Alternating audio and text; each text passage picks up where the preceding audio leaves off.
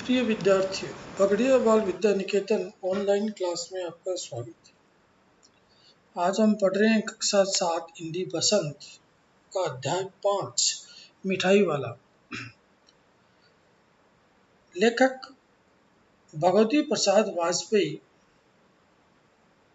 एक ऐसे प्रतिष्ठित व्यक्ति की स्थिति का चित्रण कर रहे हैं जो असमय ही अपनी पत्नी व बच्चों को खो देता है।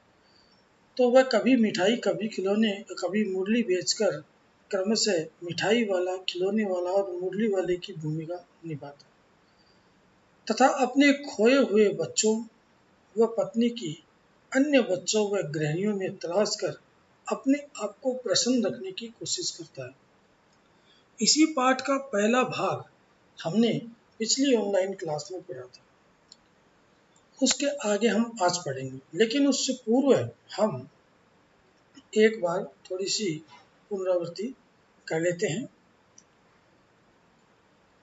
एक व्यक्ति जो मीठे स्वर में बच्चों को बहलाने वाला, खिलौने वाला बोलता हुआ गली गली में घूमता है और बड़े ही विचित्र और मधुर स्वर में गाता हुआ चलता जाता है कि सुनने वाला एक बार अस्थिर हो उठते हैं। उसके गाने को सुनकर मकानों में हलचल शुरू हो जाती है। छोटे छोटे बच्चों को गोद में लेके युवतियां अपने घर के बालकनी यानी छज्जों से झांकने लगती है। गली मोहल्ले में बच्चों का झुंड इकट्ठा हो जाता है और जब इकट्ठा होने के बाद वह व्यक्ति यानी खिलौने वाला अपनी पेटी खोल देता है। बच्चे उसकी खिलौने देखकर बहुत प्रसन्न होते हैं, खिलौनों का मोल भाव करने लग जाते हैं और जिसकी जितनी इच्छा होती है उतना खिलौना ले लेते हैं। जब बच्चे खिलौना ले लेते हैं तो वह फिर उसी मधुर गान के साथ आगे बढ़ता जाता है। उसी गली में राय बहादुर के बच्चों ने भी चुन्नू और मुन्नू ने भी खिलौने लिए। उन खिलौनों को देखकर उनकी माता रोहिणी ने पूछा कि कितने में खरीदे, तो उन्होंने बताया कि हमने ये 2 पैसे में खरीदे हैं। तो उसको बड़ा आश्चर्य होता है कि ये इतने सस्ते खिलौने कैसे दे जाता है। छोटी सी बात थी, उसने एक बार तो इसका चिंतन किया और उसके बाद विचार करने की कोशिश जरूरत नहीं समझी। उसके आगे आज हम पढ़ते हैं। 6 महीने के बाद नगर भर में 2-4 दिनों में से एक मुरली वाले के आने का समाचार फैल गया। नगर में समाचार फैला कि एक मुरली वाला आया हुआ है।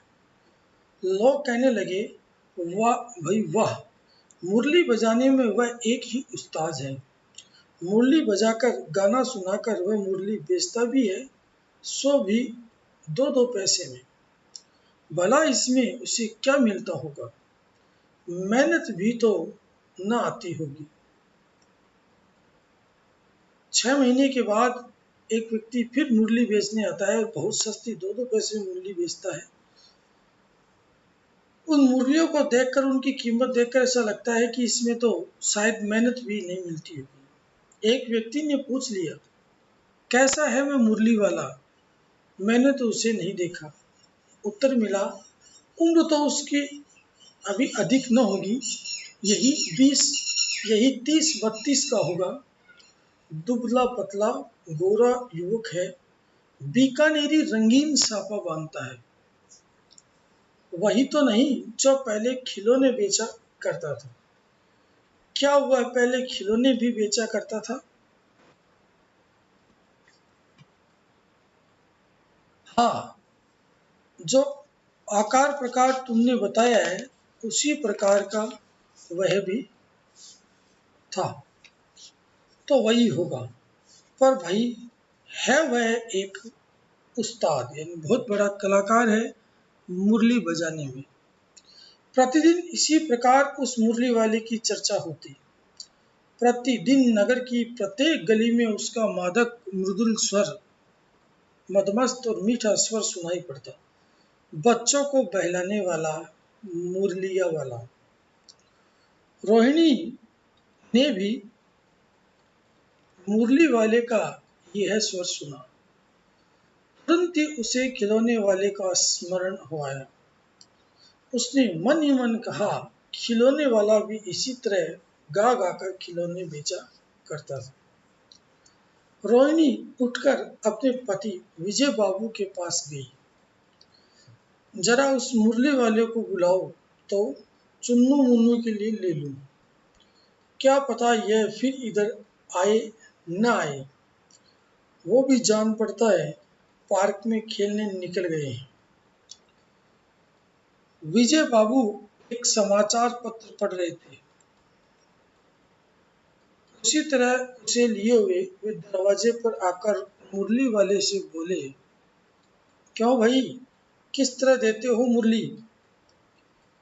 किसी की टोपी गली में गिर पड़ी, किसी का जूता पार्क में छूट गया और किसी की सौतनी यानी पाजामे की ढीली होकर लटक गई। इस तरह मुरली वाला जब मुरली बजाता तो उस नगर के सभी बच्चे एक के आगे एक भागते हुए उस मुरली वाले के पास आ जाते। तो किसी की टोपी गिर जाती, किसी का जूता पार्क में छूट जाता, किसी की पाजामा गिर जाता। इस तरह से हम देखते हैं कि 6 महीने के बाद वही व्यक्ति एक मुरली वाला बनकर आता है और उसी तरीके से वह मुरलियाँ बेचता है। उन्हीं बच्चों के बीच में आकर लोग चर्चा भी करते हैं कि यह वह खिलौने वाला जैसा ही लगता है, वही मुरली वाला होगा। उसी नगर में विजय बाबू भी अपने बच्चों के लिए मुरली लेते हैं और मुरली वाले को आवाज़ देते हैं और मुरली वाला उनके पास आता है। इस तरह से हमने इस अध्याय का ये दूसरे भाग पढ़ा। इसके आगे का भाग हम अगली ऑनलाइन क्लास में पढ़ेंगे। तब तक के लिए धन्यवाद।